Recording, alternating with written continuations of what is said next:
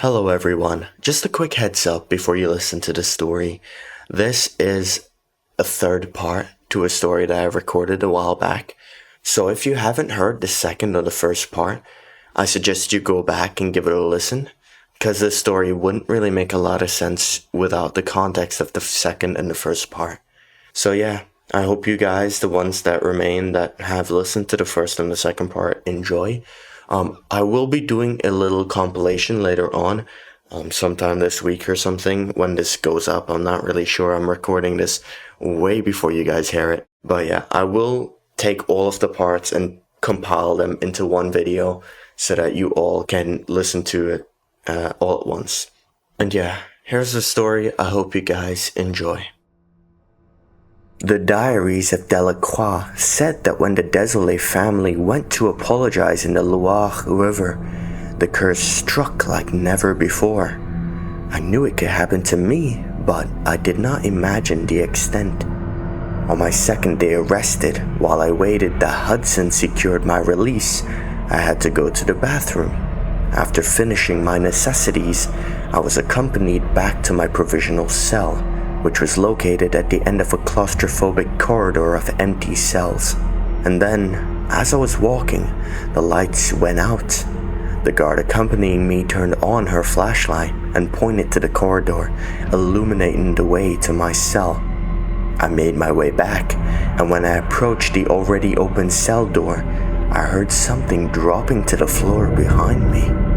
The light disappeared. I looked back. The lights on the ceiling started flashing as I heard the police station generator being turned on outside the building. The officer accompanying me was laying on the floor, blood flowing out of her eye, moaning in pain. A man wearing a police uniform stood next to him, motionless, a kitchen knife dripping in his hand. Wait, no, not a man. A statue of Jesus Christ. I quickly entered one of the cells as the footsteps quickly approached, and then I searched the door for any lock I could activate to keep the thing out. Of course, it wouldn't work. I didn't have the key. The statue stabbed my hand through the bars, and I instinctively retreated to the back of the cell, the adrenaline stopping me from feeling most of the pain. I gripped my hand, trying to stop the blood. Only later I would realize I was now missing a pinky. The lights turned back on, and I saw the serene, emotionless state of Jesus as the statue got closer to me. And then, 3 shots. The statue fell on the floor, its limbs contorting and breaking even more in the process. Thanks Christ it was a porcelain statue. The guard, still covering her bleeding face, told me to flee before they returned, and that she now believed me. Only a few hours before, I had tried telling her how the statues of Jesus would try to kill me and anyone who stood in the way. She called me batshit insane and a Satanist. I guess Jesus statues trying to kill you aren't so hard to believe in when they're actually trying to kill you. Luckily for me, the rest of the police station seemed to be empty, so I was easily able to get outside. Whatever happened to the other policemen? I preferred to think that they had gone outside to fix the lighting, and not that several policemen were dead because of me. Outside it was still dark, but I knew the sun would soon rise. As soon as I got to the street, a car hit me. I fell to the floor, my entire body aching, my head throbbing and my ears buzzing. I was still catatonic as the driver came out and dragged me by the hair to the car. Another statue came out of the vehicle and opened the hood. Although the car was parked, the engine had been left running. The driver statue grabbed my hair and pressed the left side of my face against the engine. And I must say, nothing ever hurt me as much as that. The statue pulled my head back, and when I was ready to burn the right side of my face, I heard a shotgun firing, and then I was suddenly thrown back to the floor.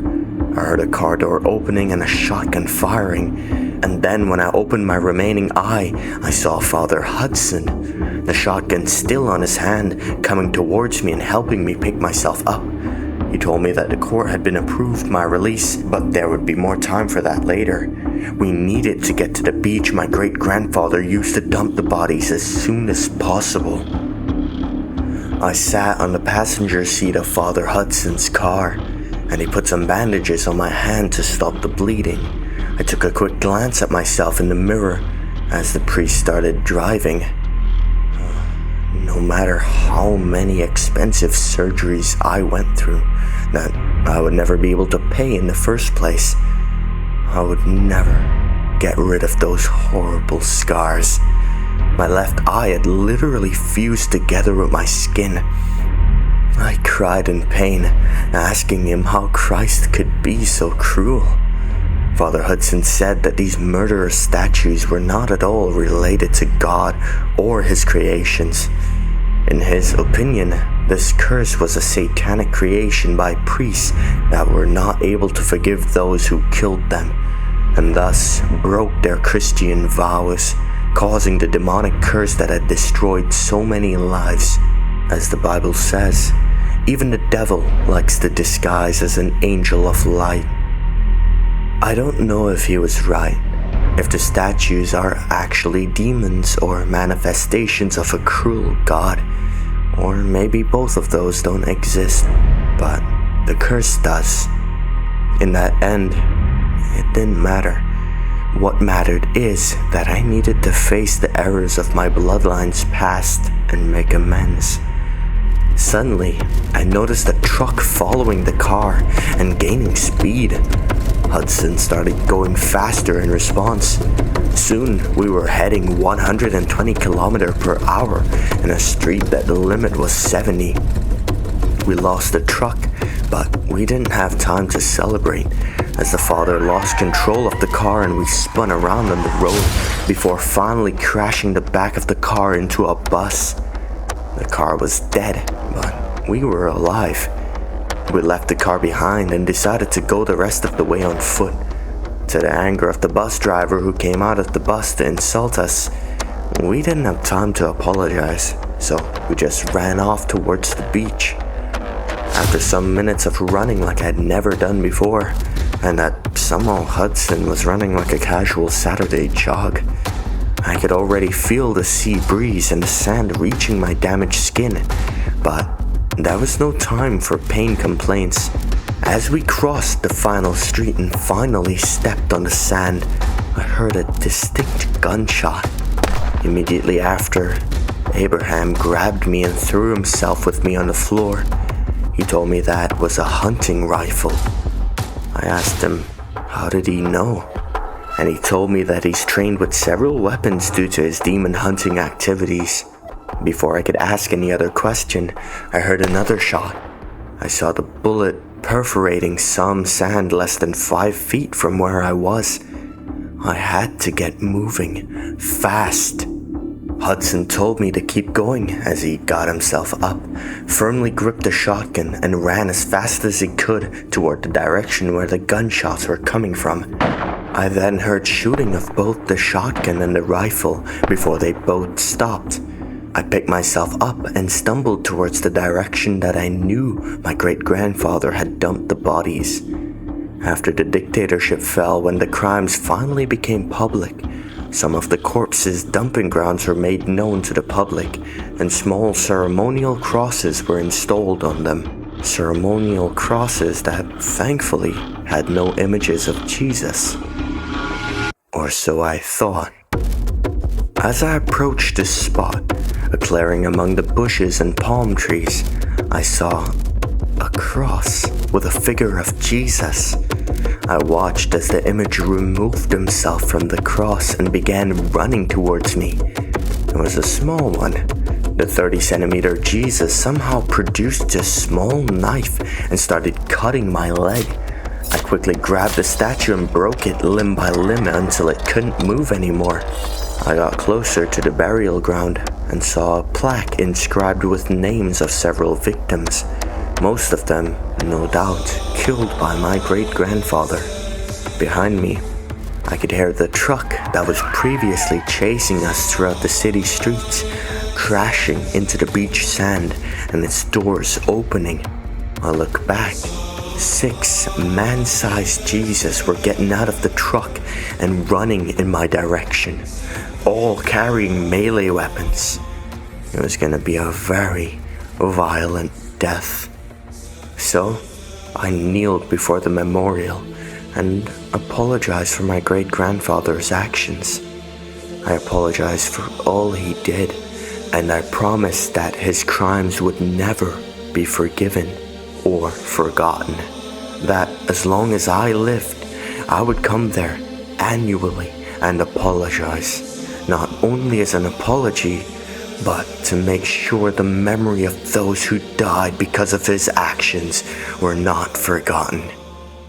I had my doubts it would work, but it did.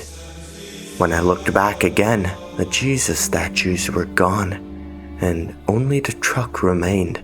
I saw Father Abraham Hudson walking back towards me. His arm was bleeding, and he had tied a cassock around it as a tourniquet. No doubt he had been shot. I thanked him with my last remaining strength. On the horizon, the sun was finally rising, and I was finally free. I laid on the ground and looked at the clear sky. For the first time in years, I could rest without fear.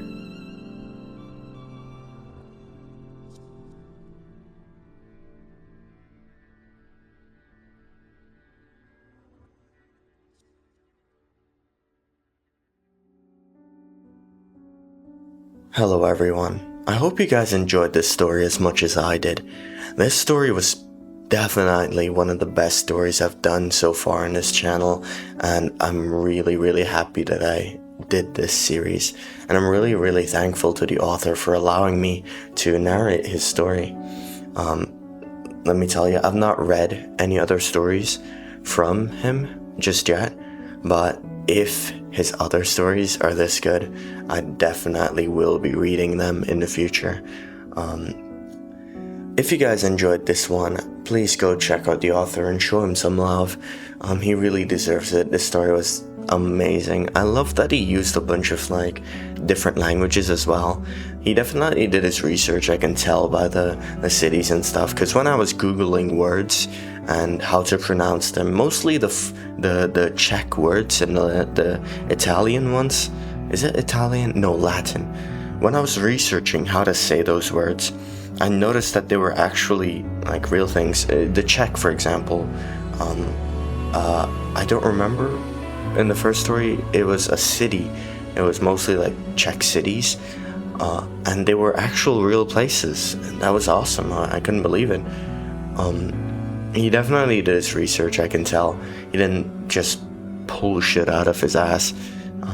And I really appreciate that. He definitely did a good job on this story, and I'm really looking forward to doing more of his stories in the future. And yeah, I hope you guys enjoyed this story. Let me know what you guys thought in the comments down below. I'll be down there responding to every one of your guys' comments like usual. And yeah, I'll see you guys in the next one.